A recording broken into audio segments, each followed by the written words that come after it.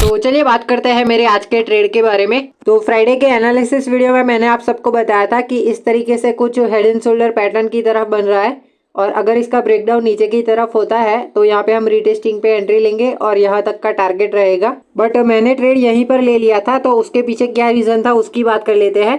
तो 5 minute time frame पे आप 50 EMA एंड 200 EMA को देख सकते हो, जिसमें से 200 EMA का हमें रिजेक्शन यहाँ पे मिल सकता था और यहाँ पे कुछ इस तरीके से ट्रेंड लाइन जा रही थी, बट मैंने ट्रेंड लाइन को देख के ट्रेड नहीं लिया था।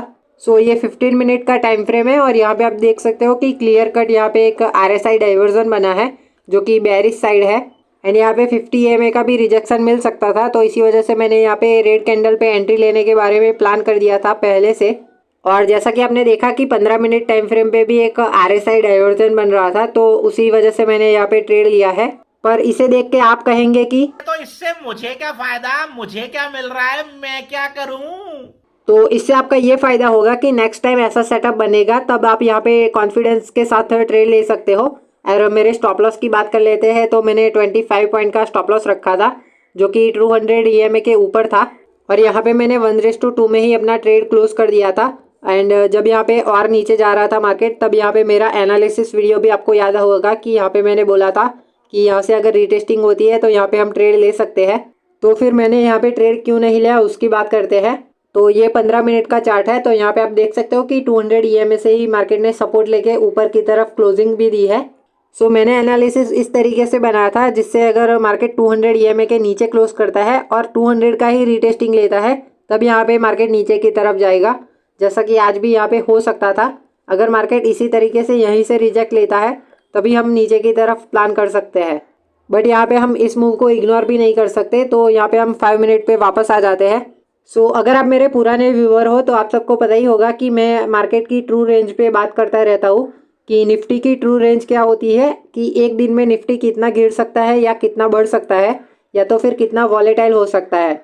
सो मैंने आप सबको बताया था कि जो निफ्टी की रेंज है वो 100 पॉइंट से 150 पॉइंट तक है, कि एक दिन में निफ्टी 100-150 पॉइंट तक गिर सकता है या तो फिर 100-150 पॉइंट तक बढ़ सकता है या तो फिर दोनों साइड वॉलेटाइल होके 150 पॉइंट पूरे कर दे।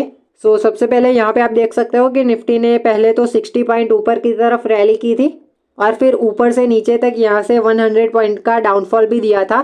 तो इसी वजह से इसकी 150 पॉइंट की रेंज ख़त्म हो जाती है। मैं नहीं बोल रहा हूँ कि यहाँ पे 100-150 पॉइंट के बाद निफ्टी मूव नहीं करेगा, बट जनरली ऐसा ही होता है कि 150 मूवमेंट हो जाती है उसके बाद मार्केट साइडवेज ही चला जाता है। तो इसी वजह से मैंने रीटेस्टिंग पे भी एंट्री नहीं ली थी एंड यहाँ पे मैंने पहले ट्रेड ले लिया था, तो इसी वजह से मैं दूसरा ट्रेड लेने में अवॉइड ही करता हूँ। तो अगर आपको ये वाला कॉन्सेप्ट पता नहीं होता तो आप यहाँ पे डेफिनेटली ट्रेड ले लेते एंड मेरी मानो तो आपको यहाँ पे ट्रेड लेना भी चाहिए था एंड स्टॉप लॉस एक्सेप्ट करना चाहिए, क्योंकि मेरा ये मानना है कि आप एक्चुअल ट्रेडिंग है वो टारगेट से नहीं स्टॉप लॉस से सीखते हो। सो इसकी भी यहाँ पे बात कर ली हमने, तो अब ट्रेंड लाइन की बात कर लेते हैं। तो जैसा कि आप यहाँ पे देख सकते हो कि निफ्टी एक ट्रेंड लाइन को फॉलो कर रहा था एंड यहाँ पे अचानक से इसका ब्रेकआउट हो जाता है, बट इसका फॉलो थ्रू नहीं आता है और यहाँ पे मार्केट फिर से नीचे की तरफ आ जाता है। सो मेरे ख्याल से यहाँ पे ब्रेकआउट फेलियर होने के 3 रीज़न है। तो सबसे पहला रीज़न तो यही है कि निफ्टी ने बहुत नीचे से ब्रेकआउट करने की ट्राई की है, जैसा कि आप यहाँ पे देख सकते हो कि निफ्टी ने नीचे से ऊपर तक 90 पॉइंट की मूवमेंट दे दी है एंड यहाँ पे अगर साइडवेज भी होता है तब भी यहाँ पे ये कंटिन्यू नहीं हो सकता। तो अब यहाँ पे दूसरे रीज़न की बात कर लेते हैं। तो दूसरा रीज़न है हायर हाई और हायर लो का स्ट्रक्चर। तो जैसा कि आप यहाँ पे देख सकते हो कि मार्केट का रेजिस्टेंस यहाँ पर था एंड निफ्टी ने इसका ब्रेकआउट नहीं दिया है।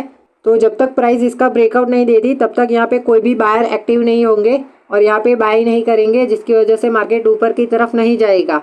एंड हमारा थर्ड रीज़न यही है कि मार्केट बहुत ज़्यादा वॉलेटाइल था।